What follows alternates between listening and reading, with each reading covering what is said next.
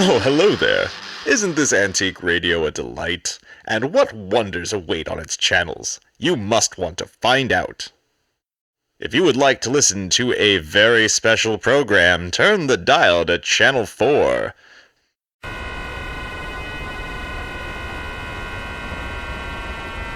If you would like to listen to a very special program, turn the dial to Channel 2.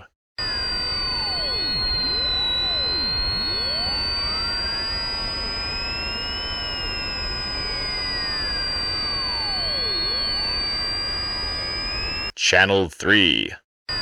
Channel 4. You have made a selection. Your choice will be confirmed in 3, 2, 1. Choice confirmed.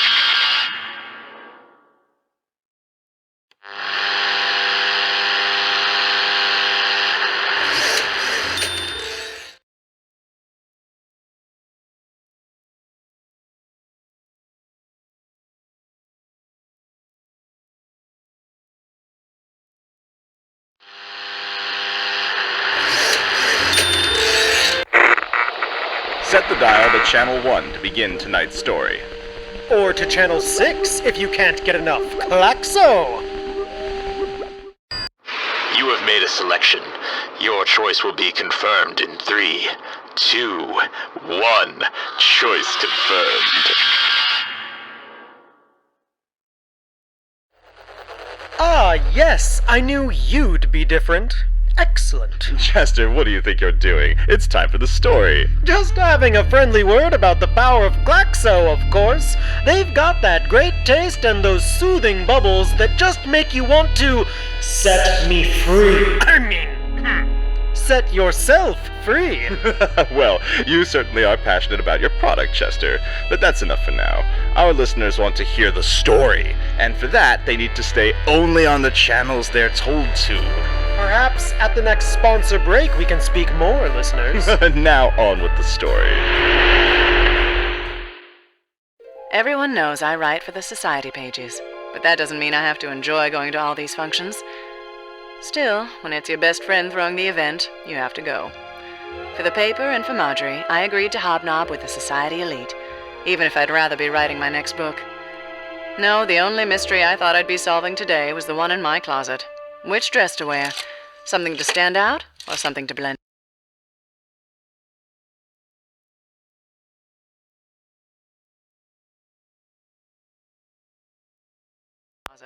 Which dress to wear? Something to stand out, or something to blend in? The flashy red number Marjorie persuaded me to buy on our last shopping adventure is on Channel 2. The more sedate navy two-piece that my mother loves is on Channel 4.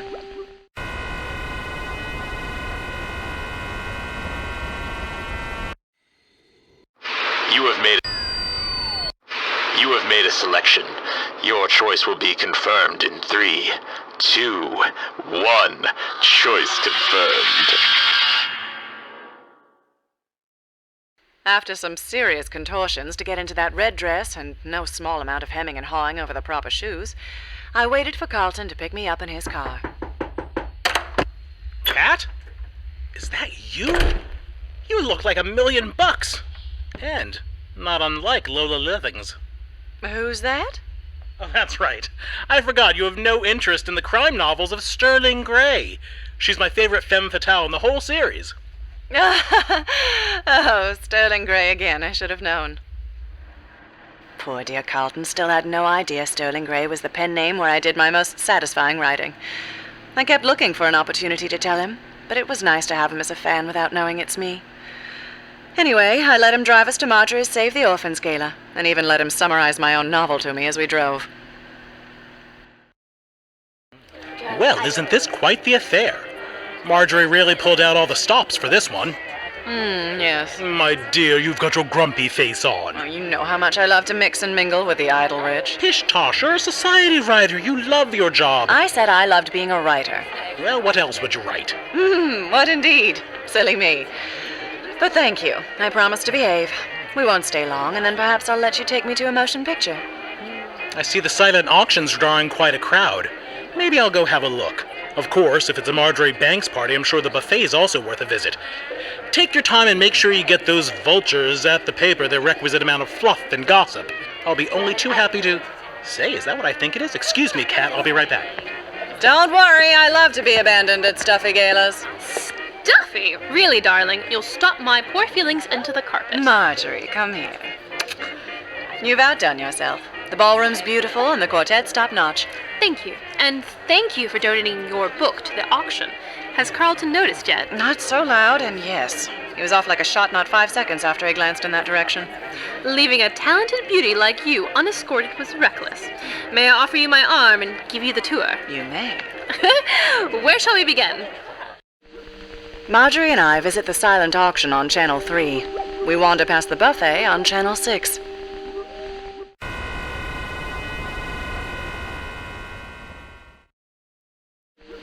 Marjorie and I visit the silent auction on Channel 3.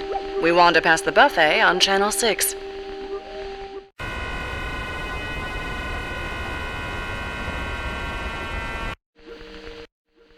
Marjorie and I visit the silent auction on Channel 3.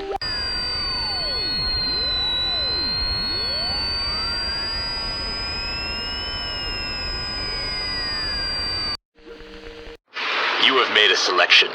Your choice will be confirmed in 3.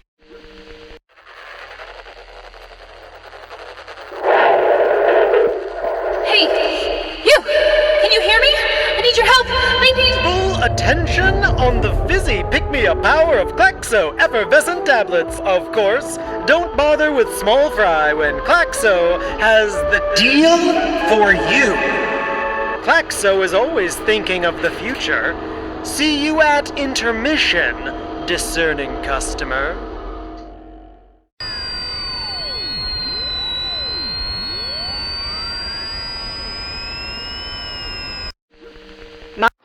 You have made...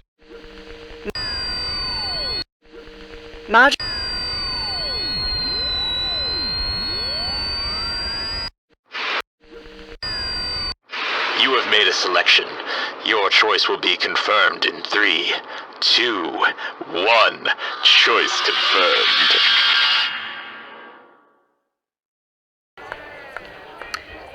And here we are at the trough with a rich and powerful sup.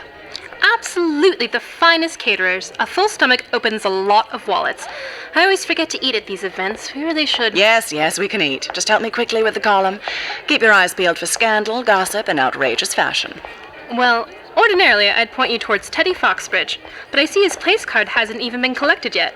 There's his fiancée, though, with that infamous sparkling diamond brooch of hers that she never misses an opportunity to wear. Her name will come to me. Oh, yes, Evelyn Drake. If that gentleman helping her adjust that brooch isn't her fiancé, then someone's being quite bold. If Carlton saw someone that familiar with me... Wait, I know him. That's Arthur Erickson. Every posh gent's perennial sidekick. He's also a defense attorney. Carlton squares off against him fairly often. I can't imagine why he'd take such liberties with Evelyn. Oh, there's no story here, Kat. Arthur and Teddy are thick as thieves, and Arthur loves Evelyn like a sister. Always looking out for the pair of them. That's why the upper crust like having Arthur around. He's a real swell. Speaking of swells, why is Carlton spending so much time over at the silent auction? Oh, no, he's bidding on that first edition Sterling Grey book I donated. Oh, Marjorie, come quick before that dope bids a month's salary on a book I have a box full of in my mother's attic. Overall, the evening was an unqualified success. Except for the missing Teddy Foxbridge. It's one thing to let an expensive ticket go unused, but the sundial he promised to donate to the silent auction would have been a big-ticket fundraiser for Marjorie's cause. Because I'm a good friend, and also because my editor felt my column was a little boring, I volunteered to look in on Teddy and find out the reason for the no-show. That's when things turned interesting. No one home at the Foxbridge residence. No sign of Teddy anywhere for days. I still think you're hoping for a mystery because you want a more exciting column. Well, think that if you want, but I did some following up. Teddy Foxbridge hasn't shown up for a single appointment or meeting in days. I asked around. He's a wealthy businessman who has a reputation for being reliable. If he's missing, he could be in real trouble. Be that as it may, when I introduce you to Evelyn, don't start by blurting out you think her fiancé is in mortal peril. When have I ever been less than a dear, Marjorie? Don't make me answer that. Now behave. We're here. I know I promised Marjorie I'd be on my best behavior, but I couldn't escape the feeling all was not right with this Foxbridge. Blurting out my suspicions to Evelyn is on Channel 1. Being more delicate with my questions is on Channel 2.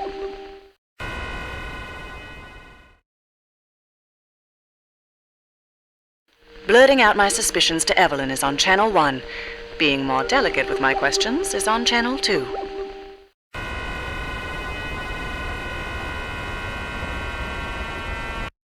Blurting out my suspicions to Evelyn is on Channel 1. Being more delicate. Blurting out my suspicions to Evelyn is on Channel.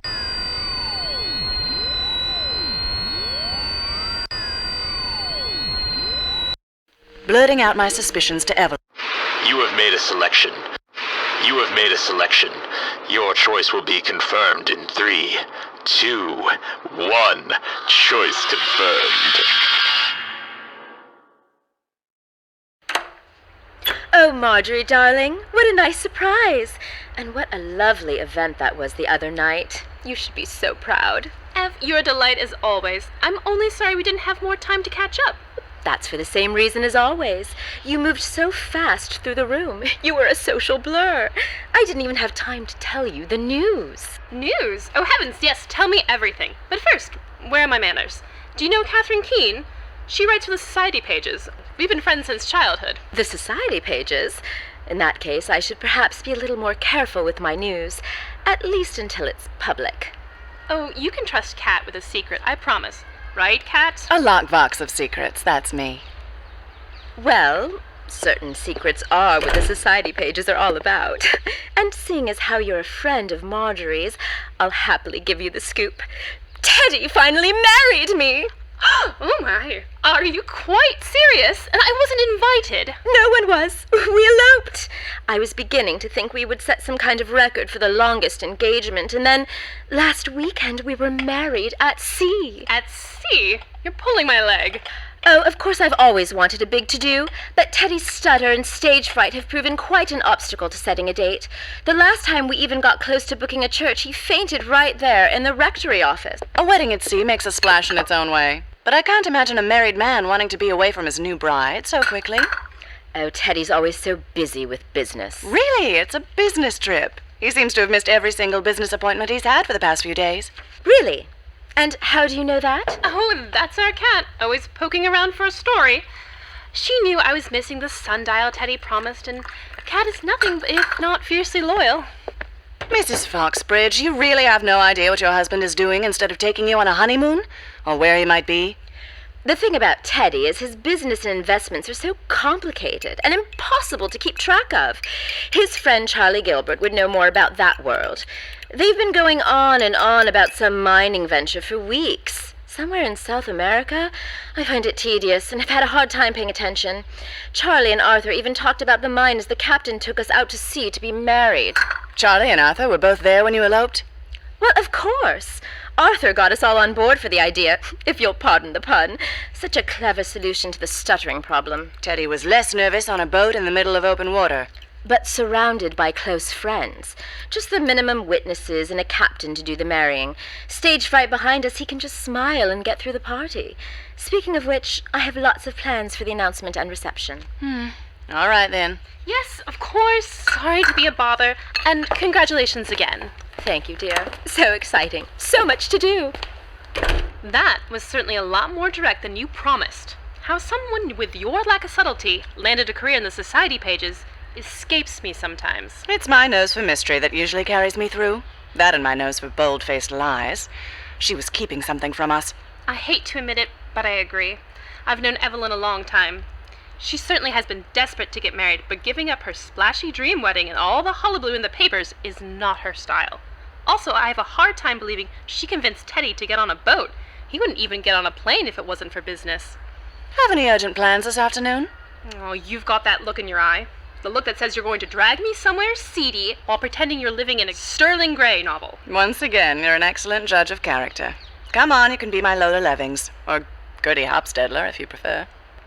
I had the strong feeling Evelyn wasn't telling us everything. In fact, she definitely told us 3 important somethings. 1, they chartered a boat to be married at sea, which means they needed a sea captain to marry them. 2, Arthur was present. And 3, so was Charlie. Marjorie and I interviewed Charlie on Channel 3. We interview Arthur on Channel 4. We try to find the sea captain on Channel 5. Marjorie and I... You have made a selection. You have made a selection. Is anyone out there listening? Don't be swayed by Klaxo. It's a bad deal. It's... The only bad deal is saying no to those pleasant little bubbles, George. The only way to truly be free. There's time to talk about Klaxo later, our eager little sponsor. Let's get back to the story.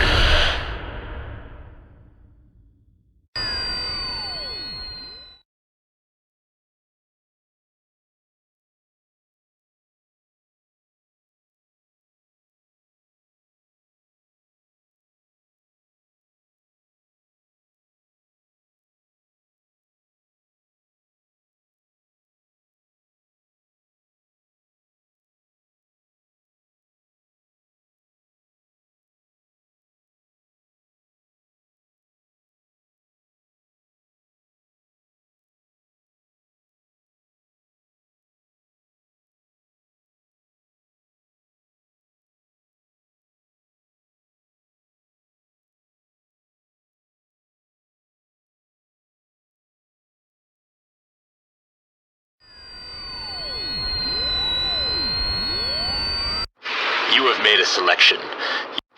You have made. Marjorie and I interview... You have made a selection. Your choice will be confirmed in 3, 2, 1. Choice confirmed. If you're looking for a sea captain, you might think you should look near the water. Any decent crime writer will tell you you'll have better luck looking near the whiskey. Lucky for me, being sterling gray meant knowing my way around the city's dives and watering holes. On our second try, we found our man. I've just stepped in something sticky. Do I want to know what it is? Definitely not. What will you have? Champagne, if they have it. They don't. 2 whiskeys it is. I'll signal the bartender. You two lost? Only if this isn't a place to get a drink. 2 whiskeys and anything you know about a captain who'll marry a couple at sea. Seems like one or both of you short a fellow in that case. I'd be happy to volunteer. Not if that's the condition of your glassware. Only one who does that tourist racket's in the back. Hughes is his name. Sure you fine girls aren't in the market for a groom? I'd take Cat here over any salt in this joint. Why, is that a proposal, Marjorie? Oh, you'll have to take me to some cleaner establishments before I pop the question. Ahoy! There be a pair of beautiful sirens before me. May interest ye in your enchanted boat ride around the marina. You the, Captain Hughes who does the marriage cruises? Why, that be me. But a pair of winsome wenches such as yourselves be needing the company of Save it. We got the line from the bartender already. And drop the tourist act, Ahab. All right. It's $30 for the whole package. Extra if you want the pirate voice. We don't. And we're not here to book a wedding. We want to hear about one you just performed. No, a sea captain never tells tales. Not with a parched throat. Here, but the glass is filthy. That's how you know it's good. I'm not sure that... It would have been last Saturday, the Foxbridge wedding. Don't ring any bells. Charlie Gilbert, then. Now that name sounds familiar. Of course, I do 2 a day in the high season. But that one was peculiar. It was just the 4 of them. Didn't seem at all prepared for a wedding. How do you mean? What was peculiar? One of them kept ducking down below. Seasick or something. Don't barely recall seeing them there all at once. The groom, he was in a big hurry to get that wedding license signed. Cut me off from my usual theatrical embellishments. And another thing. Yes? Sorry. Terribly dry throat. Here, drink up. Generous of you. More generous than that couple's wedding kiss. She was as uncomfortable as he was timid. All 3 of them left in a big hurry. 3? There should be 4. Didn't you say 4 a moment ago? I distinctly remember 3 folks departing my boat. I washed 3 glasses before my evening wedding cruise. Hopefully better than they washed glassware here. Thank you, Captain. You've been a big help. Wait, we're going? You want to stay? Well, that was helpful. It was. We learned something interesting. He said only 3 passengers left the boat, but there should be 4. Teddy, Evelyn, Charlie, and Arthur. 2 witnesses and the couple. Well, there are only 3 now. What do you suppose happened to the 4th? Maybe we should check the boat.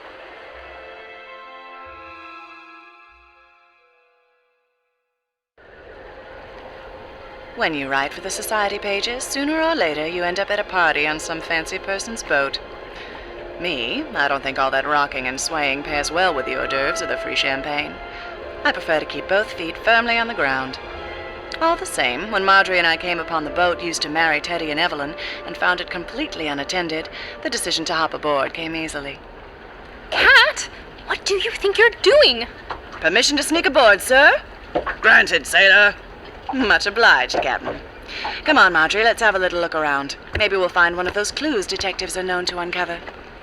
I definitely wore the wrong shoes for today's itinerary. Come on, we may not have a lot of time. What are we looking for? We'll know it when we see it. Something's odd about this married at sea story. Now that we've found the yacht, maybe we'll find something that fills in the gaps and tells us where Teddy Foxbridge really is. Okay. Let me think about where it makes the most sense to start. We probably don't have a lot of time to search everywhere. There might be clues in the stateroom below. Wherever the captain keeps his things, there might be something worth finding too. A log or something. I wonder what else is below besides the staterooms. The wedding party had to keep their things somewhere. We explore the staterooms on Channel 1. We snoop the captain's quarters on Channel 2. We search the rest of the ship on Channel 6.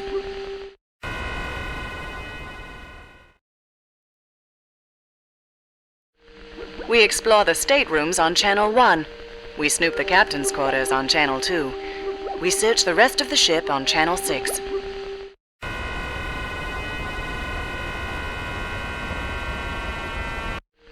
We explore the staterooms on Channel 1. We snoop the captain's quarters on Channel 2. We search the rest of the ship on Channel 6. We explore the staterooms on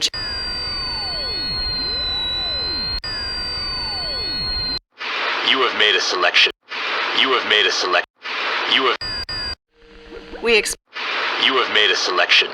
Your choice will be confirmed in 3, 2, 1. Choice confirmed. I don't read a lot of nautical stories, but isn't breaking onto a ship technically an act of piracy? Arr, matey. This just be some good-natured snooping. Anything in those cabinets? Lots of things. The captain isn't exactly clean or organized. The question is if any of this junk is significant. Well, start by looking for anything that isn't dirty or disorganized, since that probably doesn't belong with the rest. Well, this jacket is far too nice for him in that case. Maybe that's his formal dress for when he does the marrying. Unfortunately, I think that's this hideous thing. And it's a different size. Check the pockets. Maybe a guest left it behind. Who goes on a 2-hour wedding cruise and forgets their dinner jacket? It's got to be... Oh, Cat, look! A monogram. A.E. That could be Arthur Erickson. There's something in the breast pocket. It looks like... Are these wedding vows? My dearest Evelyn, I don't know any other way to express my affection. I know you're soon to be married. Well, that's a funny way for Teddy to write his vows. But this is Arthur's jacket. Best man might hold these notes in case a groom gets flustered, or these aren't vows. Oh, goodness. I think we should look over the rest of the ship as quickly as possible. We explore the staterooms on Channel 1. We snoop the captain's quarters on Channel 2.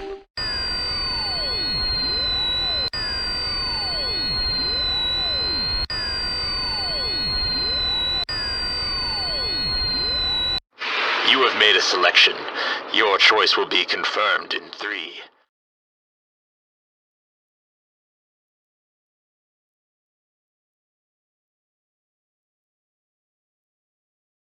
Made a selection.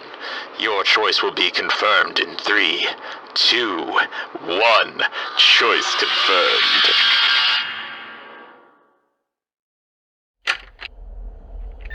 Remind remind me not to become romantically involved with any more nautical types. The smell in here should do all the reminding you ever need. Agreed. Let's not spend too long in here. Madam Detective, do you have any particular kind of snooping in mind? Kind of. I was hoping to find something like a captain's log, but this might do. Is that the captain's ledger? Let me see. I manage the books for the charity. Have at it. Oh, that's odd. Well, it's right here, all right. Foxbridge, party of 3. There should definitely have been 4. The bride, the groom, the best man, and Charlie, who paid and was the witness. The charge is for 3. Wait, look. The back half of this is the captain's records. He had a copy of the marriage certificates from the past 6 months. Let's see who's on the paperwork and who's missing. That's odd. The Foxbridge copy. It should be right here. Noted. Let's keep looking. Do you hear that? Hear what? Quiet. Someone else is here. The captain? Maybe, but something feels wrong. What was that? We're moving to the galley. Quietly. Better to not take any chances. There's only one way to the deck and the docks. We're trapped down here. One problem at a time. Let's move. Careful. Sorry, not a lot of room to move in here. Cat, what are you doing with that chef's knife? Taking no chances. Shh. Someone's coming. Stay behind me. I've got the frying pan. Let me try that before you go stabbing anyone. Get behind me. Quiet. That shape in front of the door. I can't make out who it is. Cat, he's coming this way.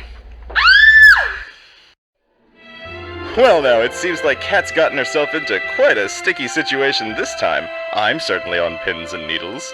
But first, a word from our sponsor. But the story was just getting interesting. I'm sure our listeners can't wait to get right in the middle of things. Must you interrupt, Chester? I'm afraid I must. Those are the terms of my sponsorship deal. After all, and who wouldn't want to hear about the deal of a lifetime? And all because of Klaxo! Yes, friends, those nifty little bubbles will set you free from the worries of your day. And just wait until you hear the deal Klaxo has for you. It's not to be missed. Well, they could miss it. The story continues with no meddlesome and boring interruptions on Channel 3. The deal of a lifetime for anyone who cares about their life is on Channel 5.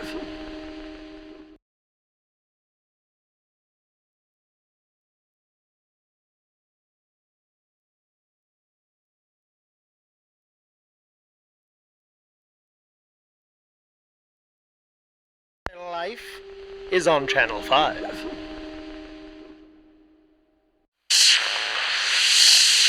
I'm telling you, we can't trust Klaxo, and neither can the listeners. Solving the mystery correctly isn't enough. The only way any of us are getting freed is if they free that thing. That thing is the reason we're trapped here. Well, not the only reason. If I had ears, they'd be burning. Just a word to the wise, George and Isabella. You never know whom might be listening. We're all prisoners here, after a fashion. Which is why discerning customers should tune in whenever Klaxo makes an exciting offer.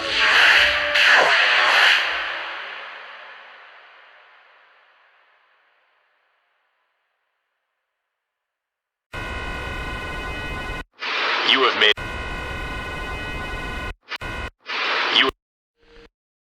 The story continues with no meddlesome and You have made a selection. Your choice will be confirmed in 3, 2, 1. Choice confirmed.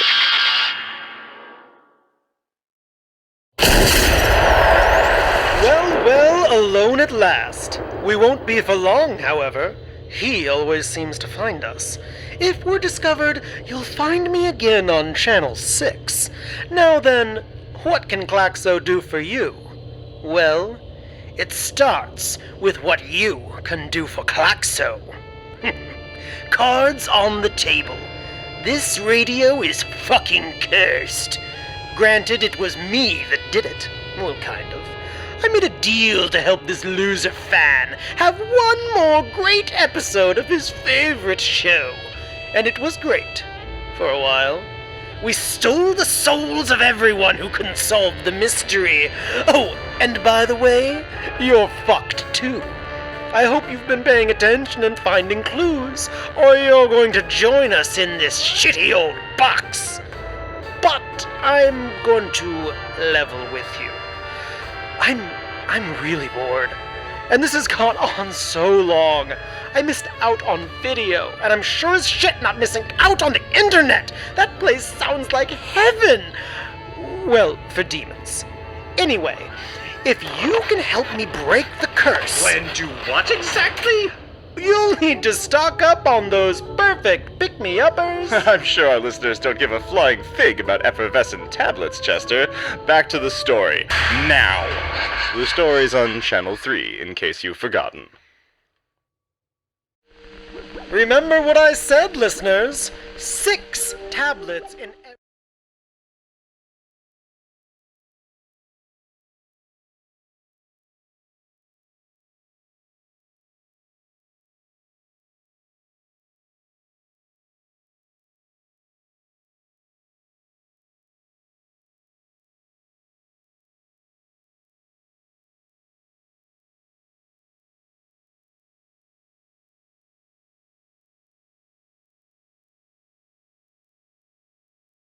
Remember what I said, listeners. 6 tablets in every box. 6 is the magic number. Enough. Channel 3, now, please.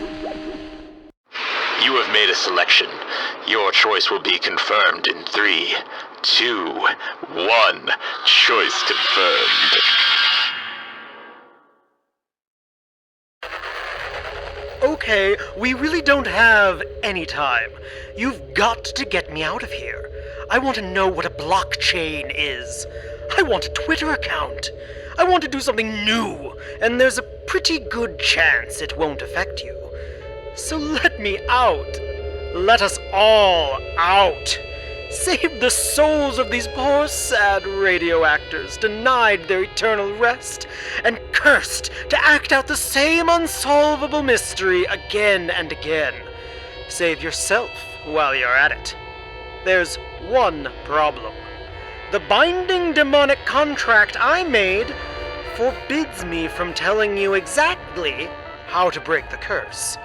But it doesn't stop me from pointing you in the right direction. Help us! Let us out! They may be a good place to start. Poke around the places he doesn't want you to be. You're looking for 3 things, and the place they might be useful. I hear him. He's coming. We'll tell you what happened, but you have to find us. You've all gone off the script. This isn't a spooky program. Leave that to the hacks like Wells. I'm getting us back to the action.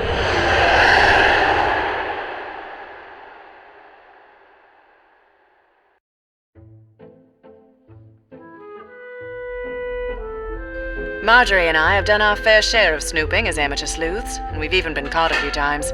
But being trapped on a boat and stalked by a mysterious stranger was definitely the worst it's ever been. Until we realized we were trapped on the boat being stalked by 2 mysterious strangers. Who's that? Did you see? There's 2 of them with ketchup swinging that frying pan. Got him! What the blazes? Marjorie! Ow! Someone find the lights. Carlton! Catherine. What happened to the other guy? Well, he got away when you gave me a demonstration of your skills in the kitchen. That's going to leave a lump. Come here, let me see. You're not getting out of this that easy. What did you 2 think you were doing sneaking around like that? Trespassing? We weren't the only trespassers, and speaking of which, shouldn't we go after him? No point. I didn't get a good look, and he's bound to be off the boat and probably lost in the marina by now. I got a solid hit in. He'll be sporting quite the shiner. That sounded like Spanish she was speaking. Might be enough to track him down. Oh, no, you don't. This is not about to become another ill-advised Cat Keene misadventure. I think you mean mystery. Wait until you hear what we found. It can wait until we're back home. Otherwise, I'm going to have to prosecute myself for breaking and entering.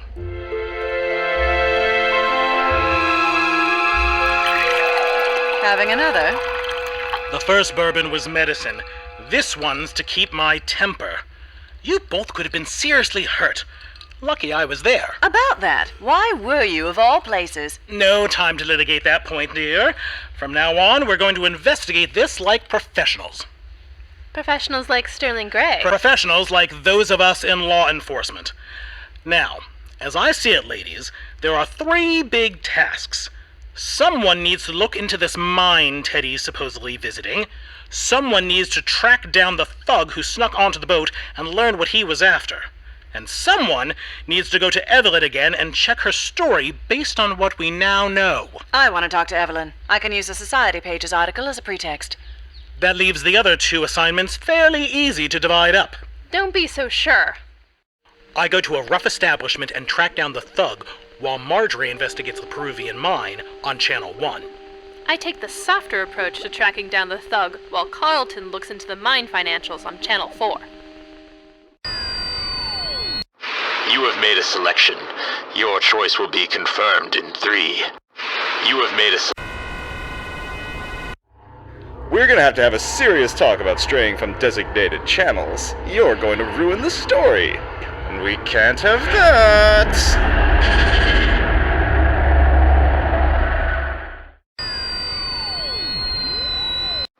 You have made a You have made a selection. You have made a selection. Your choice will be confirmed in 3, 2, 1. Choice confirmed.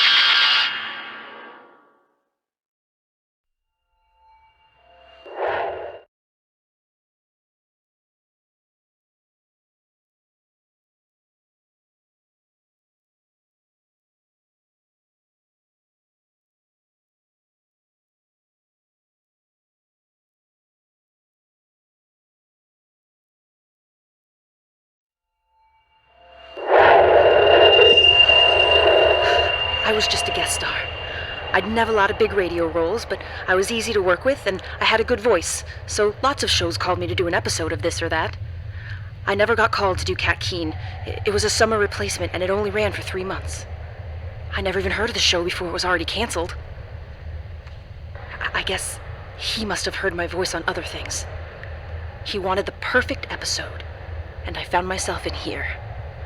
We're all trapped here, on a show that was barely on the air. 3 months. The number 3. That's been stuck in my head this whole time. The number 3. Why does that seem so significant? He's coming. You have to go. I wish I could be more help. 3 months.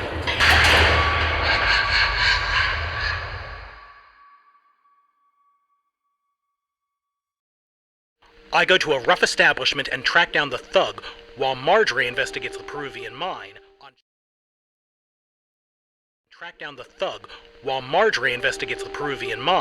Channel 1. I take the softer approach to tracking down the thug while Carlton looks into the mine financials on Channel 4.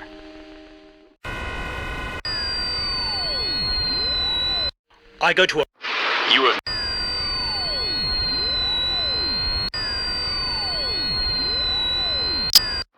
You have made a selection. Your choice will be confirmed in 3, 2, 1. Choice confirmed. Carlton wasn't happy about the idea of sending Marjorie to spend time with seedier characters, but her attempts to persuade him were enough to convince him that she might have some luck, even with a rougher crowd. It helps that we both stroked his lawyer ego by admitting we were helpless when it comes to the intricacies of legal contracts and international finance. That left me to go see Evelyn and poke at her story. One problem: no one was home. I tried peering in the windows, but it looked like a party planning committee had exploded in there. Since my own little boating adventure, I knew that Evelyn's wedding hadn't gone down quite like she said it did. She was not telling the entire truth, and I thought there was bound to be a clue in her home. Alternatively, since Carlton got so fussy about breaking and entering, I thought I could be less Sterling Gray mystery writer and a bit more Keene society writer. I thought I might see if the newsrooms turned up any gossip about Miss Evelyn. I look for another way into Evelyn's home on Channel 5, or I try the hot gossip in the newsroom on Channel 6.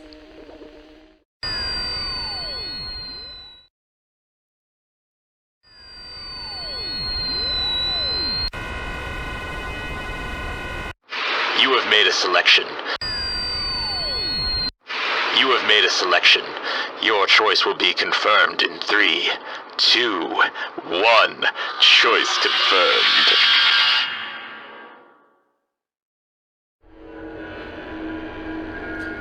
Again? Really? You aren't supposed to be here. This wasn't a channel you should have been tuned to. Why are you disrupting my story? I've worked so hard to get it this way. Didn't you have fond memories tuning to good Channel 5 every night? The dial in my home was permanently fixed on 5. I didn't feel the need to go twisting it around. 5 was good enough for me. You don't appreciate Cat Keene. No one did. It didn't even get a proper chance. Well, I changed all that. And since listening isn't your strong skill, I don't doubt you'll bungle up the mystery and be joining me here soon. Now stick to my story. I look for another way into Evelyn's home on Channel 5, or I try the hot gossip in the newsroom on Channel 6.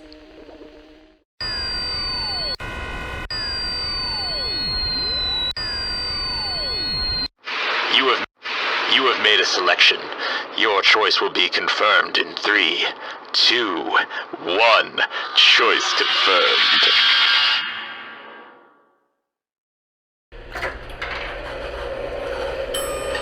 I hurried on down to the newsroom and took the elevator straight to the society offices. Trust an office full of gossips to always have the latest. That's strange. This office should be full. Klaxo regrets to inform you that due to a lapse in demonic power, this location is unavailable. Please insert more souls. We regret this minor inconvenience, but if you're feeling down, or like half your office is crumbling into the empty purple void, there's nothing like the refreshing taste of Klaxo to pick you back up. Those advertisements are as cloying as the taste of that disgusting beverage. Maybe they're in the offices. That's funny. Where are the names on the doors? And why does it seem like half the building's gone? There has to be somebody here. I might as well try these doors. There are 5 doors. They're on channels 1, 2, 3, 4, and 5.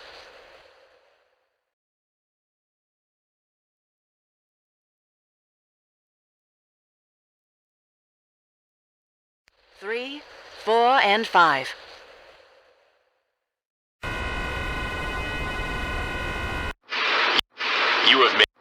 You have made a selection. Your choice will be confirmed in 3, 2, 1. Choice confirmed.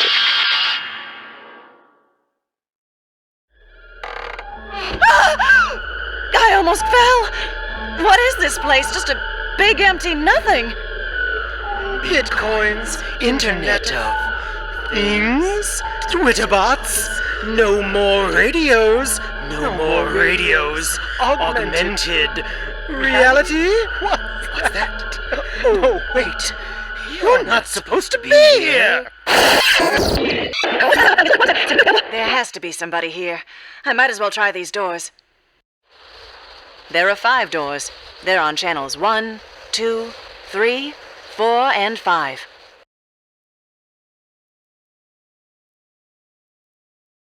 One, 2, 3, 4, and 5. There are 5 doors. You have made a selection. Your choice will be confirmed in 3, 2, 1. Choice confirmed.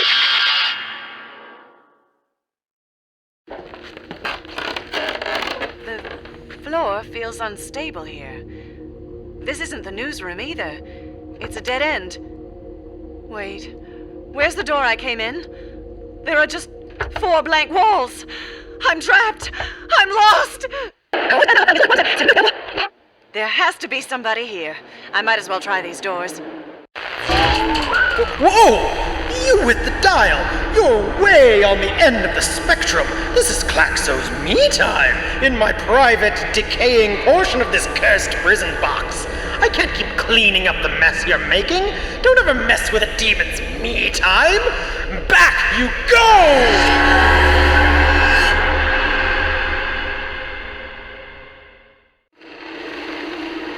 Time to return to the program, everybody. Please set the dial to channel 6. 6. 6. I'm kidding. Just plain old Channel 6.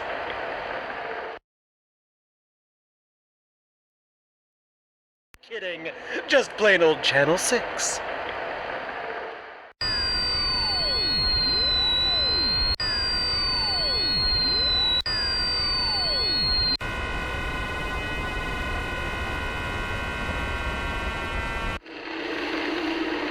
Time to return to the program, everybody. Please set the dial to Channel 6. 6. 6. I'm kidding. Just plain old Channel 6.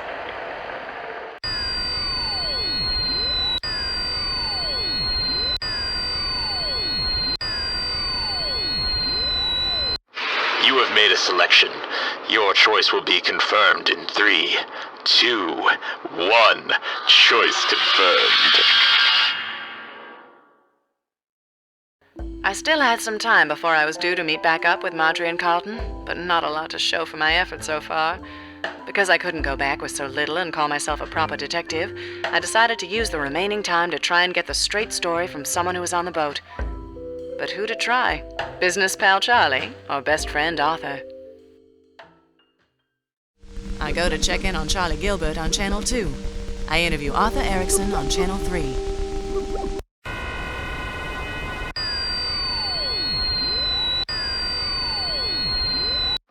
You have made a selection. You have made a selection. Your choice will be confirmed in 3, 2, 1. Choice confirmed. I tried Arthur Erickson at his law office, but the secretary informed me I just missed him. It didn't take much to get it apart with his home address, however, so I hopped a cab downtown to his apartment. Yes, what is it? Hello, Mr. Erickson. My name is Catherine Keene. I'm a reporter with... Oh, sure, I know you. You're Carlton Prescott's lady friend. I can't give you details on any case, Miss Keene. Carlton and I may be on opposite sides in the courtroom, but we're professional colleagues. Oh, this has nothing to do with Carlton or work, and I'm dreadfully sorry to bother you at home. This is a fairly critical matter involving Teddy Foxbridge. Teddy? He's off in South America, unless I'm much mistaken. Oh, I have reason to believe he should be home quite soon. You do? That seems unlikely. I mean, it's just that Peru is so remote. Have you heard something? Wait, please come in. No need to leave you outside on the steps. Please, make yourself at home. And do please tell me what you've heard about Teddy. You seem quite concerned about Mr. Foxbridge. I obviously care about my friend a good deal. I don't think it was wise to jet off to a dodgy gold mine and leave poor Evelyn all alone. It makes no sense to neglect a woman like Evelyn under those circumstances. I just don't understand. Brave enough to fly to Peru, but not brave enough to stand at the altar. It seems like you don't approve of the wedding. But I understood that you were the best man? Seems you're quite the reporter after all. Do you help Carlton on his cases? You could say I'm more of an inspiration. But tell me now, what is it you've heard about Teddy?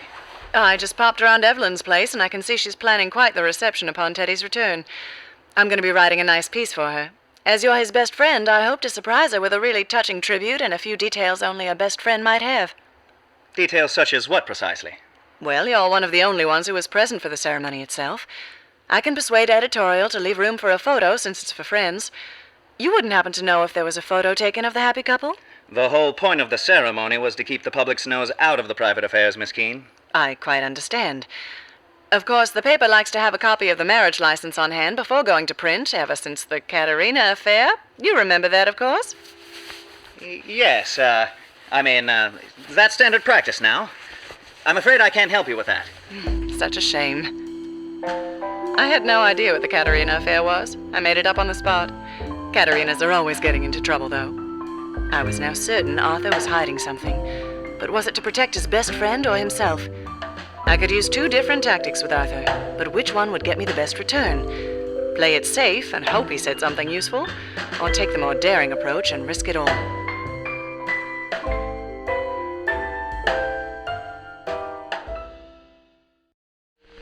I play it safe on Channel 5. I take the more daring approach on Channel 6.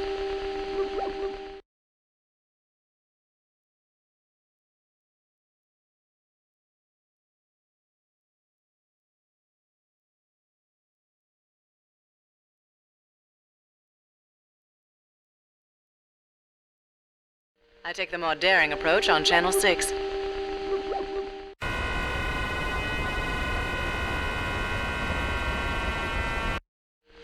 I play it safe on You have made a selection.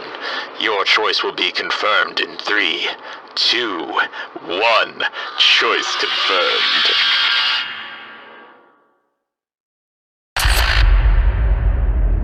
There used to be more souls here. I don't think anyone expected the show to run this long, but he won't let it end. The power it takes to keep us here is extraordinary, but that's why the mystery is so difficult. When radio was more popular, there were more listeners to power it all, but it's breaking down. Minor characters are fading away to limbo. I know that I'll be gone soon. Wherever we go, it's not to our rest. The clock again. It always reminds me that time is running out. I'm obsessed with the dial. It always seems to strike 2 before things get bad. 2. Bong. Bong. He's coming. I have to run. Remember, the dial is important.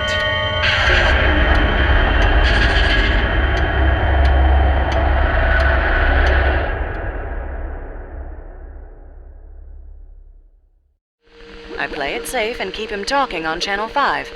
I take a more daring approach on Channel...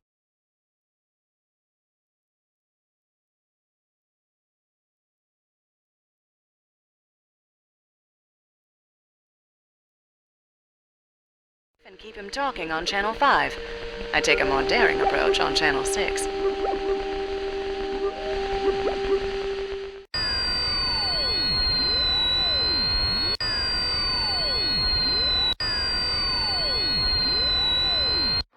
You have made a selection. Your choice will be confirmed in 3, 2, 1. Choice confirmed. Are you certain there's no way to contact Teddy? I would love to stop bothering people with this. You know how editors are with deadlines. It's most peculiar how hard this little society blurb has been to wrap up. You know what, Miss Keene? I'm gonna level with you. Off the record, of course. Of course. I've been a bit worried myself. No one in town's been wanting to touch any of Charlie Gilbert's mining investments. I don't see the usefulness in going all the way to Peru to learn what anyone with a lick of business sense already knows. That mine is not only a bad place to trust with your money, but a bad place to trust with your life. Surely you don't think Teddy Foxbridge is in any kind of danger? I'm telling you that in remote parts of Peru, one cannot be sure of anything, Miss Keene. I find it convenient that in Teddy's absence, Charlie's been putting so much pressure on Evelyn to publicize the wedding, get her name on the bank accounts, and start making business decisions. Are you saying she might not be telling the whole truth? No, not Evelyn, never. She's far too good for anything like that. If I seem agitated, it's only because I think of her welfare. I don't want her to be taken advantage of. Women have no head for business or schemes, as I'm sure you well know. Oh, naturally. We're hopeless at schemes. I wish I could be more help to you, Miss Keene. I appreciate your effort and your concern. If I hear anything, I'll be sure to pass it along. Oh, and I'll say hello to Carlton for you. Give him my best. I took the first cab back to Carlton's place with plenty to think about. Arthur seemed to distrust Charlie, and was especially concerned about Teddy's safety while in Peru. I could see he thought Evelyn was blameless in any kind of collusion, but I'd been to her place. Anyone who can plan that kind of reception can plan anything, even murder.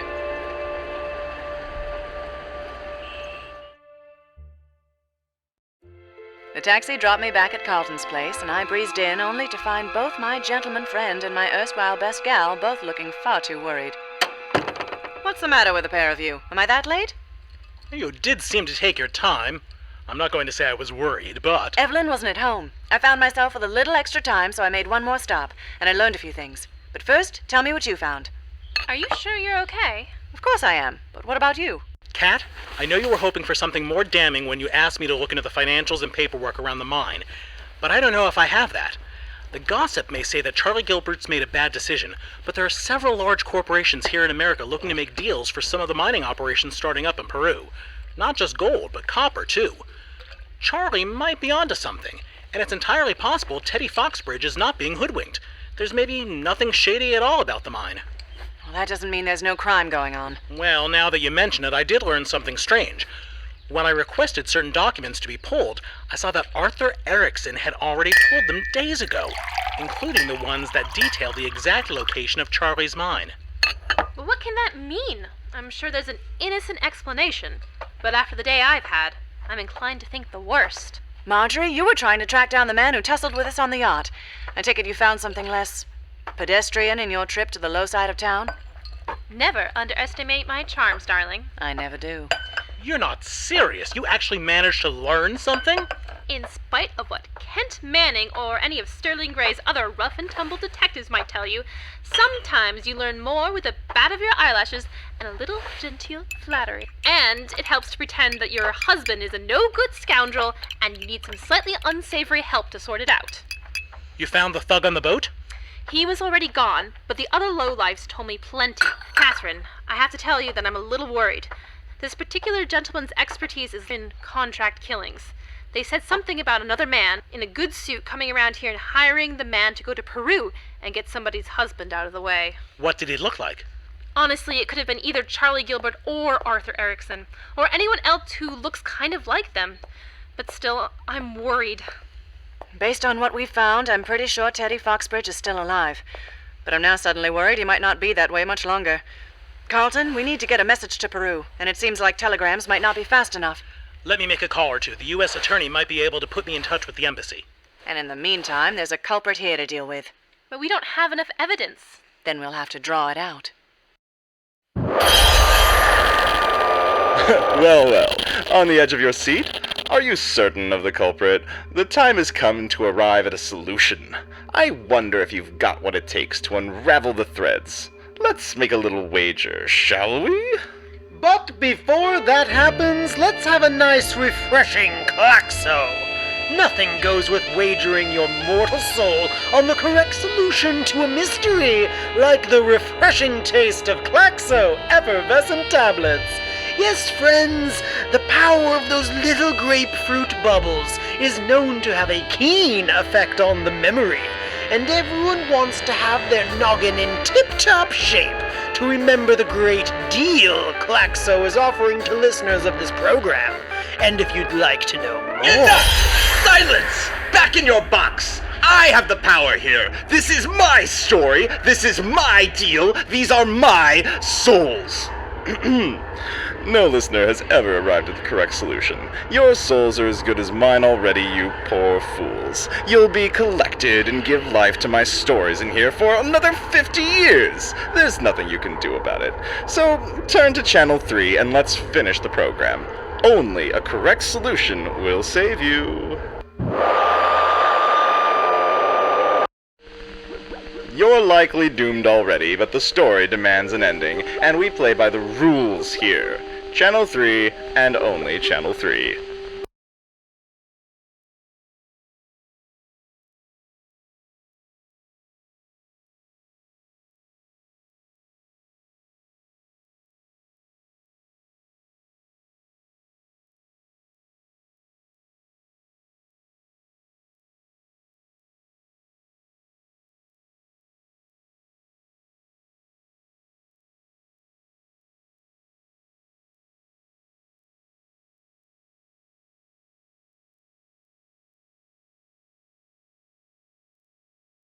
Here, Channel 3, and only Channel 3.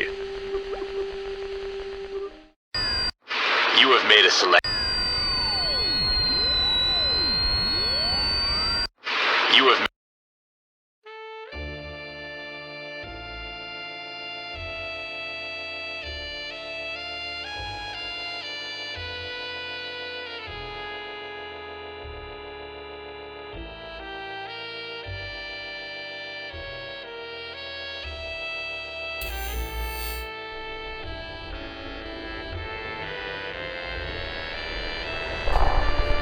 Good for you! I knew you were a discerning customer. I'm so terribly sorry I'm forbidden from aiding you directly, but I can give you this one hint. Don't be distracted by complexities. Take it from a demon.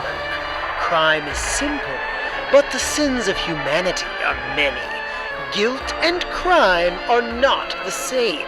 There are no tricks, there is a solution to this devilish crime.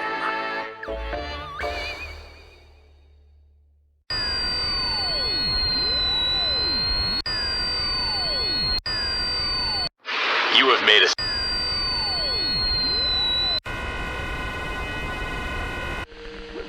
You're likely doomed already, but the story demands an ending, and we play by the rules here. Channel 3, and only Channel 3. You're likely doomed already, but the story demands... You have made a selection. Your choice will be confirmed in 3, 2, 1. Choice confirmed.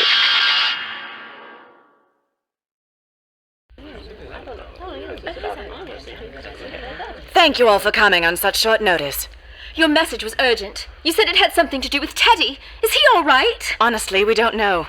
I have Carlton making some calls right now and hope to know more soon. What I'm absolutely certain of is that Teddy Foxbridge was never on that boat, and you all knew it. I think we ought to have a short chat. The police are on the way. Now, wait just a minute. What exactly is this? Miss Keene, you better come to the point and in a hurry. I wouldn't be in such a hurry to get up and leave, any of you. Not until you've heard the evidence we've uncovered. Evidence? What evidence? I'm glad you asked. Based on all the clues I had so far, there were several explanations that made sense to me. In all scenarios, the evidence pointed to Teddy never being on that boat. As to why, it's possible Charlie and Evelyn were working together, most likely to steal Teddy's money and invest in the mine while he was trapped in South America. The wedding was just a sham to get the money and use Arthur as an alibi. Of course, it's possible Charlie was acting alone, and Arthur and Evelyn were innocent.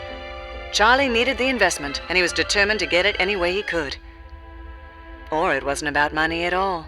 Maybe it was Arthur, his obsession with Evelyn being the perfect motive to strand Teddy and send a killer to get him out of the picture. Or maybe Evelyn finally had enough of waiting to be a bride. Maybe she got Teddy out of the way to get access to his investments and move on with her life. But there's one more possibility. If you're listening to this, it's possible there is no real solution, and it's all a trick to steal your soul. I accuse Arthur of staging a wedding and plotting a murder on Channel 1. I accuse Charlie of acting alone on Channel 2. I declare it was Charlie and Evelyn working together on Channel 4. I say it was Evelyn acting alone on Channel 5. You can decide this is all a trick and stake your life on it by tuning to Channel 6.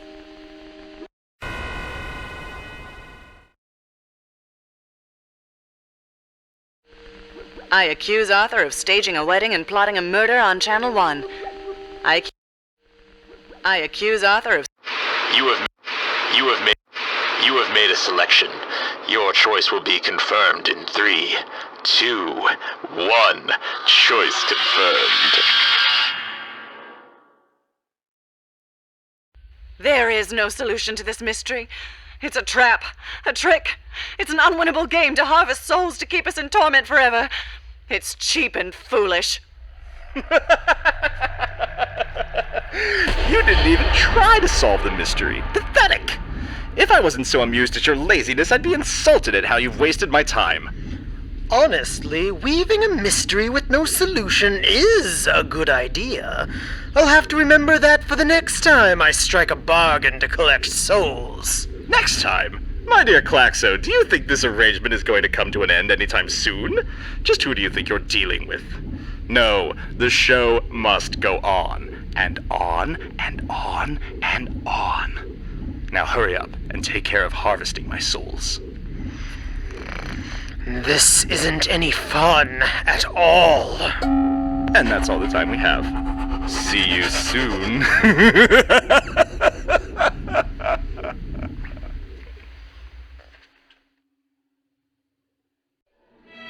The Klaxo Radio Hour was written, designed, directed, and constructed by Marcy Campos and Jesse V. Hill.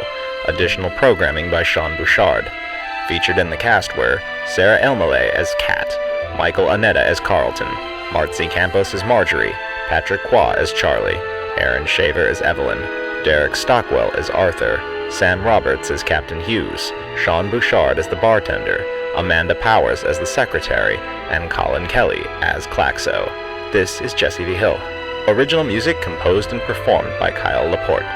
Thank you to Dara O'Farrell and the USC Game Innovation Lab. This is the Klaxo Radio Hour, signing off.